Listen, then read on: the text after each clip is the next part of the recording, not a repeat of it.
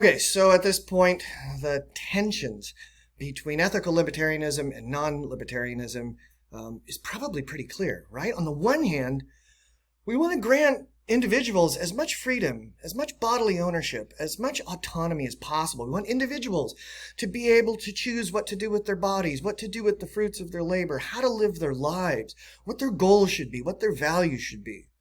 But on the other hand, we also recognize we don't live in a vacuum. We live with other people, and we have to have a certain amount of cohesion in our society, in our group of individuals, in order for the society to function effectively and provide the kind of environment that allows individuals to make free choices about how to live their lives. And so we come across questions that point at problems we have to solve. Like, we all agree we want everybody to have access to high quality healthcare, to education, to basic necessities like food and water and housing. And so the question then becomes, we all agree on what we want. What's the best way to achieve our desires? What's the best way to attain what we want?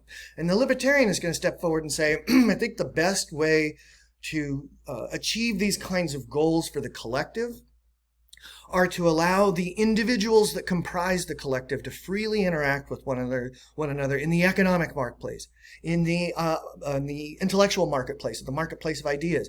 Let people come forward and argue it out and figure out as a group what's true and what's false, what's good and what's bad. And out of those discussions and out of those interactions, organically is going to rise up the solutions to these kinds of problems that we're confronting. A non-libertarian, though, is going to look at that and say, no, no, no, no. That is way too inefficient. We can't have the group creating these solutions just by interacting with one another on a daily basis. There's a lot of people. In America, there's 300 people, and solutions don't efficiently rise out of 300 million people. Therefore, the non-libertarian says what we need to do is we need to identify a person or a group of people, give that person a charge to pursue the outcome that we think is good for our collective, and give them the power to impose whatever needs to be imposed on everybody else in order to achieve that desired goal. Now, the libertarian, of course, is going to object to this approach, and they're going to say, look, the collective intelligence of those 330 million people is much greater than the collective intelligence of the 200 people that you've charged with solving this problem or achieving this particular outcome. And so therefore, it's not inefficient, because whatever inefficiency is built in is going to be compensated for by the effectiveness of the solution that this many number of minds is going to be able to create, as opposed to this smaller number of minds that you've charged with power. Okay, so there's the central tension between ethical libertarians and non-libertarians. The ethical libertarian is going to say, I don't want you telling me what ideas are unexpressible. I want that to be determined by the interactions of the individuals. I don't want you to be censoring things. I don't want you to be imposing from the top down a particular healthcare plan for everybody. I want the healthcare plan to kind of rise up from the economic interactions among people within the collective itself. All right? So libertarianism, bodily ownership, ownership of labor, personal autonomy, let each person be free to create the kind of life that they think is worth living.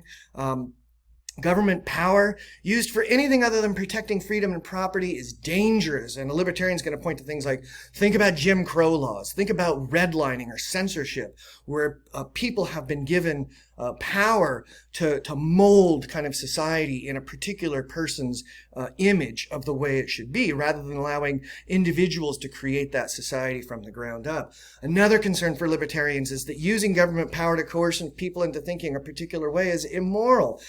Compelled speech, loyalty oaths, hate crimes. Libertarians are going to point to these things and say, this is almost like a thought police. When you start to coerce people into thinking particular things or forcing them to say certain things, you're sort of getting in this George Orwell 1984 arena where there's people who are policing your thoughts and words. And then finally, for the libertarian, they're always going to point to bureaucratic solutions being really ineffective and problematic, particularly when dealing with really complex social problems. And they'd point to things like the DMV, the IRS, Social Security. They'd say, okay, you put a small number of people in charge of these three things, and look how inefficient and ineffective they are. And they might point to something more in the free market that functions more effectively than these things. All right, so you might be an ethical libertarian if you object to the government protecting you from yourself. That's a biggie.